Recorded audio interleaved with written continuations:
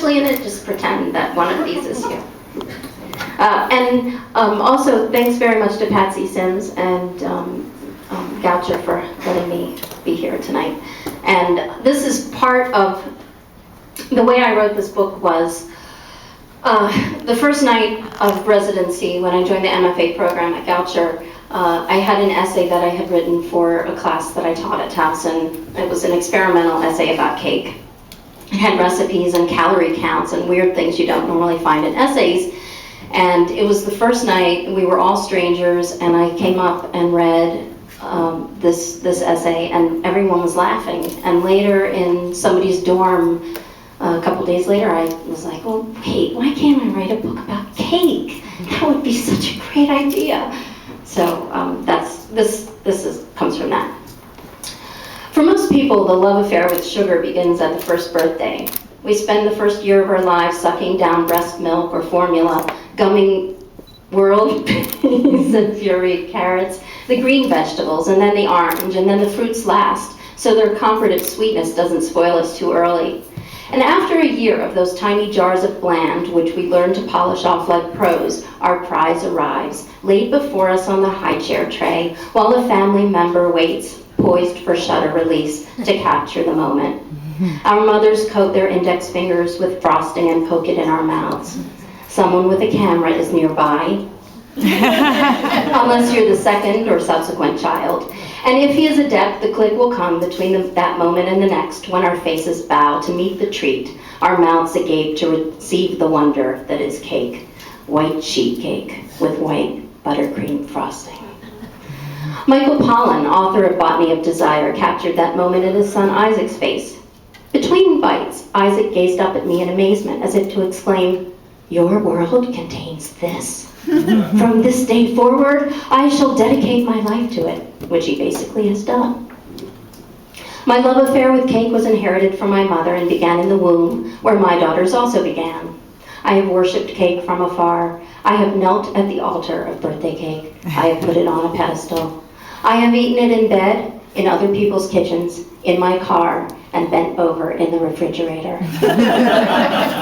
Where it doesn't count, of course, because if you're standing up. Recently, in a girlfriend's kitchen, and this is Kim Webster, I pulled over a corner of the foil covering the remains of her husband's birthday cake and helped myself to a bit while she was in another room.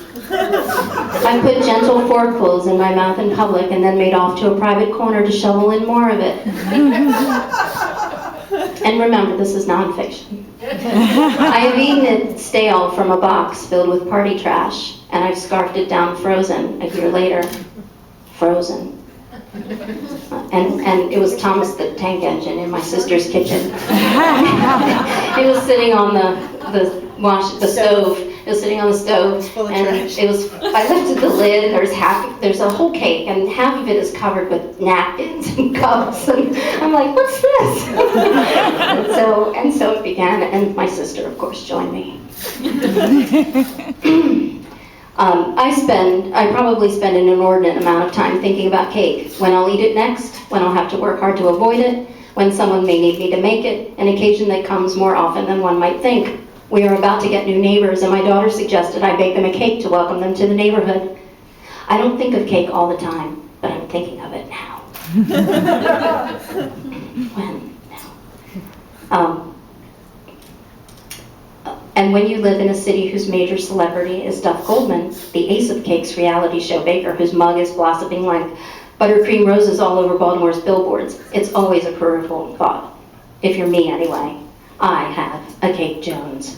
It's that edge you get about the one thing you can't resist, be it potato chips or fancy cars or basketball, as portrayed in the famous Cheech and Chong sketch, Basketball Jones, an animated video about a kid whose life revolves around basketball. "I need help, ladies and gentlemen," cries the fanatic. Peter Sellers watches this video in the limo and being there. Basketball Jones, I got a you know that song? Really good. I imagine I eat birthday cake much like some people have sex, grunting like a baboon, squealing like a leaky, not that I do, just the cake part. Grunting like a baboon, squealing like a leaky balloon, writhing as if the methamphetamine were beginning to take effect. Though I am silent, these are the sounds I hear in my head. Though I'm still, this is how I feel beneath my skin. I eat cake mostly for the icing. When no one's looking, I snatch a taste before the cake is cut. I choose corners, hunks, not slices. I get there first, nudging the greedy fifth graders out of my rightful spot. I slide my fingers along the waxed cardboard, mounding the piped sugary fluff, picking it up with my fingers, savoring the stickiness on the ride home. Actually, my hands have been sticky all night, and it's really annoying. That's the non-truth part. I even judge people by the way they eat or don't eat cake. I cannot abide the skinny girls who stop after a bite or two, or leave a heap of frosting behind on the plate, frosting that I want to rescue and warm inside my mouth. Too sweet for me, they say, the remark itself cloying. Children can be forgiven, their bellies often too full of pizza and pop to appreciate the purity of refined sugar versus high fructose corn syrup.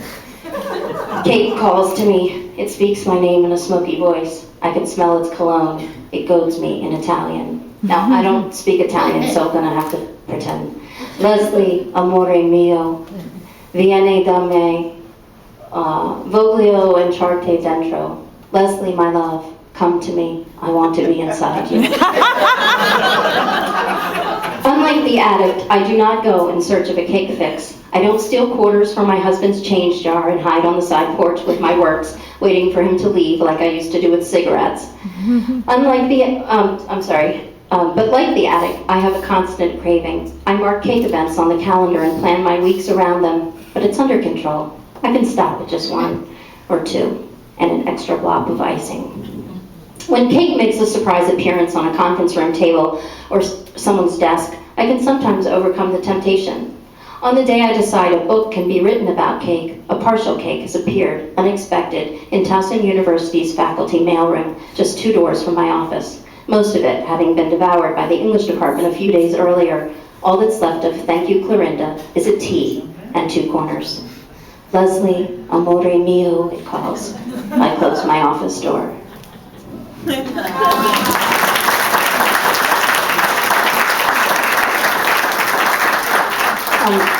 It has not escaped my attention that there are probably 4 completely uncut cakes in the kitchen, which means we spent a lot of extra money. And so please take some home to your loved ones and don't leave it with me. And thank you again.